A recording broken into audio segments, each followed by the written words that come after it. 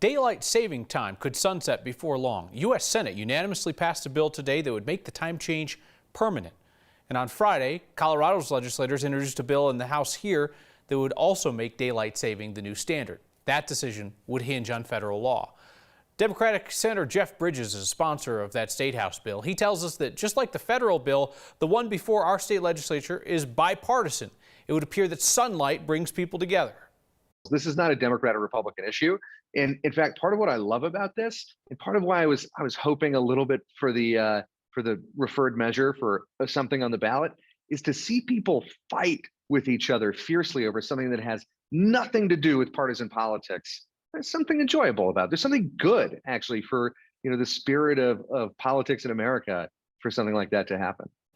Have the chance to argue about something that's not inherently political. You mentioned Senator Bridges there mentioned the referred measure. He's also offering a bill that would allow Coloradans to vote on whether to make standard time permanent. Standard or daylight saving? He says he doesn't think people have a preference one way or another, but he does believe that people just hate switching their clocks twice a year. And polling shows people agree. They don't want to change their clocks. And maybe we try both and then we decide, you know what, forget this. Let's go back to changing our clocks. And then 50 years later, people go, you know what? I hate this changing the clock thing. Let's go back to daylight year round. Oh, no, let's go to standard year round. Yeah.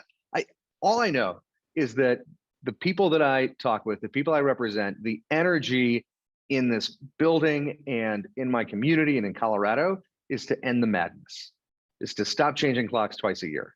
And we'll see what happens from there. Dude is super jazzed about this. So Colorado tried permanent daylight saving time in the 70s. Got a ton of complaints, mostly from parents who worried about kids being hit by cars in the dark in the morning going to school. Teacher in Golden wrote a letter to the editor of the Golden Transcript in 1974 asking if the clock change was worth the danger. From Jeffco to Vail, districts adjusted their school hours because of the clock change. Teachers reported that teenagers were quieter in the morning, but the elementary school kids were too tired to learn. And in Steamboat, business owners told the paper that the time change didn't seem to help their business any. President Ford ended permanent daylight saving time in 1974.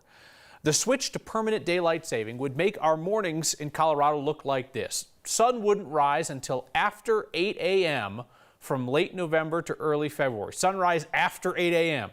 The earliest sunset of the year would come in early December at 5:35 p.m. So no more 4:30 sunsets. And adios seasonal depression.